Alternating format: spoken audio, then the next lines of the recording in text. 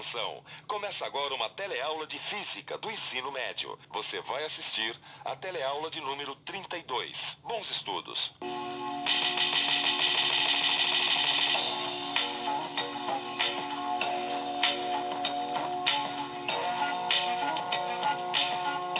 Você já deve ter reparado que quando uma ambulância passa pela rua, a palavra ambulância está escrita de modo invertido no seu capô. E você sabe por quê? É para que o motorista que estiver na frente, quando olhar o espelho retrovisor, possa ler ambulância corretamente. E realmente esta é uma das características do espelho plano, refletir a imagem de modo invertido. Agora, o que a ambulância tem a ver com a nossa teleaula de hoje? Bom, na verdade, nada. Mas espelho, este sim tem tudo a ver e muito. É porque nós vamos entrar mais a fundo no tema reflexão, que você já teve a oportunidade de estudar na teleaula passada. Na teleaula de hoje, você vai estudar como são formadas as imagens nos espelhos planos e nos espelhos esféricos, sejam eles côncavos ou convexos. E agora toda atenção, porque a nossa teleaula de hoje está apenas começando. Aqui mesmo, hein? Lá. Ficou aí? Tá bom, né? Tá bom. Legal.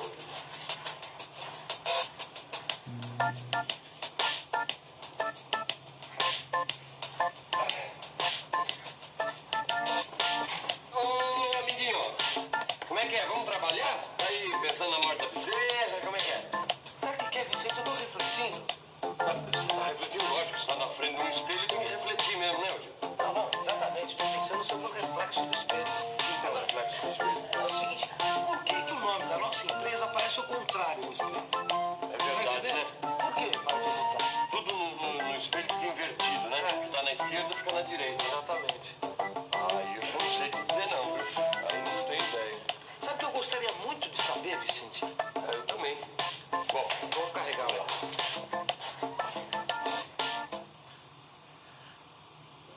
O espelho é mesmo um objeto muito estranho, você não acha? É que ele já é tão habitual no nosso cotidiano que a gente nem presta mais atenção, nem pensa mais nisso. Mas imagina alguém que nunca tenha visto um espelho ao ver um espelho pela primeira vez. Não, deve ter levado um susto. É como se lá dentro dele estivesse uma coisa, mas na verdade é só a imagem dessa coisa refletida. Não, eu mesmo fico intrigado com isso. E tentando entender como as imagens se formam no espelho, eu fiz até esse desenho aqui, ó. Está vendo só? Isto aqui representa um espelho plano. E aqui eu desenhei uma lâmpada. E este é o olho do observador. Eu desenhei um raio luminoso que sai de um ponto do filamento da lâmpada. Esse raio bate no espelho formando um ângulo Y, com A normal, e é refletido para o observador com um ângulo R.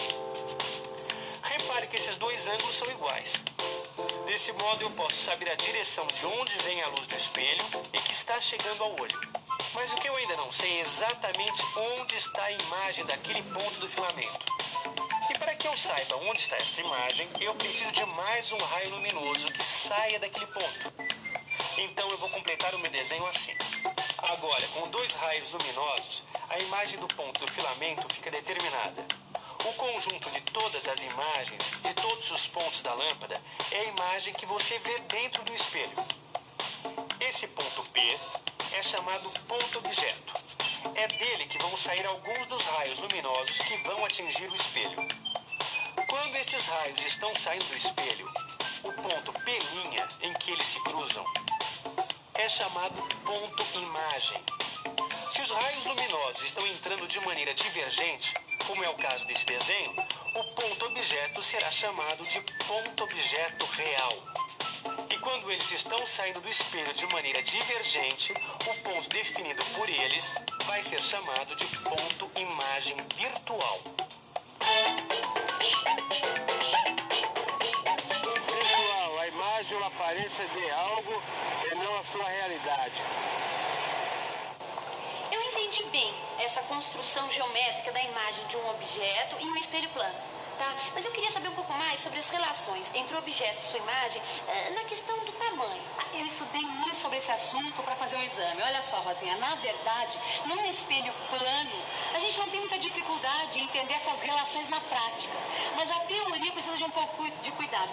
Por exemplo, para a gente calcular a distância do objeto ao espelho, certo? E da sua imagem ao espelho, a gente precisa fazer o seguinte. Vamos imaginar um ponto luminoso, P, que envia raios luminosos em todas as direções. Alguns desses raios vão atingir o espelho, certo? Se a gente tomar o raio luminoso que passa por P e por A, isto é, numa direção perpendicular ao espelho, esse raio será refletido sobre si mesmo. É bom observar uma coisa: o ângulo de incidência é igual ao ângulo de reflexão, que é igual a zero. O raio que sai da lâmpada atinge o espelho no ponto B e volta, formando um ângulo igual ao de incidência, isto é, I é igual a R. Repare que se formaram dois triângulos, um ABP e outro ABP'. São dois triângulos iguais, pois tem o lado AB comum e dois ângulos iguais. A partir daí, se chega à conclusão que a distância do objeto ao espelho, ou AP, é igual à distância da imagem do objeto ao espelho, ou AP'. E para deixar isso bem claro, vamos imaginar uma direção diferente de PB. Por exemplo, uma direção PC. Veja que o ponto P' aparece sempre na mesma posição. O que isso quer dizer? Que a posição de P' não depende do ângulo de incidência. Ou melhor, o ponto P vai sempre produzir um ponto imagem P' na mesma posição. Um sistema assim, como um espelho plano, Rosinha, onde a imagem de um ponto é exatamente um ponto, é chamado de sistema estigmático. Ué, então todo espelho plano é estigmático. Claro, exatamente. Olha só, a imagem de um objeto fornecido por um espelho plano tem exatamente o mesmo tamanho que o objeto. Agora a gente tá sabendo tudo sobre o espelho, hein, Vicente? Num espelho esférico, o centro da calota, ou V, é chamado de vértice do espelho.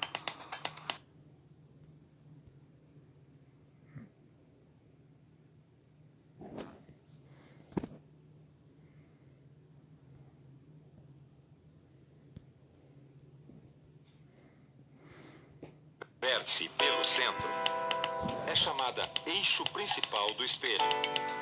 Qualquer outra reta que passe pelo centro do espelho é denominada eixo secundário do espelho. Uma coisa importante de se notar nos espelhos esféricos é que para se obter a normal num ponto de incidência, basta unir este ponto ao centro do espelho. Por isso, todos os eixos secundários são normais. Tem uma coisa que eu não entendo muito bem nessa história de espelhos esféricos, tá? Se a distância entre o objeto e o espelho é igual à distância da imagem ao espelho, como é que pode acontecer tudo isso dentro da bola? Como assim? Eu não entendi direito. Ó, por exemplo, se eu aproximar meu rosto do espelho esférico, eu vou me ver dentro dele, certo? Certo. Então, só que a distância entre o meu rosto e o espelho não é igual à distância da minha imagem refletida, do meu rosto refletido, ao espelho, não é isso? Olha, isso só é certo no caso dos espelhos planos. No caso dos espelhos esféricos, além da distância ser diferente, o tamanho da imagem quase nunca é igual ao tamanho do objeto. E como é que a gente faz, nesse caso, nesse tipo de espelhos, para calcular a distância entre a imagem refletida e o espelho? Bom, primeiro a gente precisa saber a distância do objeto ao espelho. E aí nós temos que aplicar uma fórmula para calcular a distância da sua imagem. Olha, no seu livro de física, você vai encontrar de maneira bem detalhada, passo a passo, a demonstração dessa equação. Só que aqui nós já podemos entender como é que ela se constrói geometricamente, a imagem dos objetos nos espelhos esféricos. Repare nesta vela, que está sendo refletida num espelho côncavo. A chama da vela é um objeto real em relação ao espelho. Agora vamos construir um raio luminoso que incida paralelamente ao eixo do espelho. Esse raio luminoso vai passar pelo ponto F, que é o foco imagem. Repare também que esse foco está situado exatamente entre o vértice V e o centro de curvatura C do espelho. Por outro lado, um raio que passe pelo foco sairá paralelo ao eixo. Esses dois raios vão se encontrar no ponto P', que é a imagem de P. Para construir a imagem inteira da vela, não é preciso construir as imagens de todos os seus pontos. Como a base da vela está apoiada sobre o eixo principal, a imagem dessa base também vai estar. E como a vela é perpendicular ao eixo, sua imagem também é. Assim podemos obter a imagem da vela como um todo, imagem que além de real é invertida. Agora dá uma olhada na mesma vela, só que num espelho convexo. Novamente, o ponto P é um ponto objeto real. Repare numa coisa, tanto o centro C do espelho quanto o foco F estão na região interna do espelho. Um raio luminoso que entre na direção do foco será refletido paralelamente ao eixo do espelho. E um raio luminoso que entre paralelo ao eixo será refletido numa direção que passa pelo foco. Conseguimos assim o ponto P', que é a imagem de P. Neste caso, P' é um ponto imagem virtual, pois os raios que partem de P' saem do espelho de maneira divergente. Voltando ao caso da vela diante de um espelho côncavo, vamos supor que a gente já saiba onde está a imagem da vela. Imagine um raio que saia da chama da vela e incida no vértice do espelho. Observe que ele sai da extremidade da chama da vela e, após ser refletido, passa pela extremidade da imagem da chama. Então vamos ter dois triângulos semelhantes, ABV e A'B', Se nós chamarmos de Y a altura do objeto e de Y' a altura da imagem, vamos ter essa relação, P sobre P' igual a menos Y sobre Y', onde o sinal de menos indica que o objeto e a imagem estão em sentidos opostos. Olha, Vicente, eu vou te dizer uma coisa, viu? Fala. Eu tô entendendo tudo sobre o espelho agora. É, eu também, mas só tem uma coisa, viu? O que que é?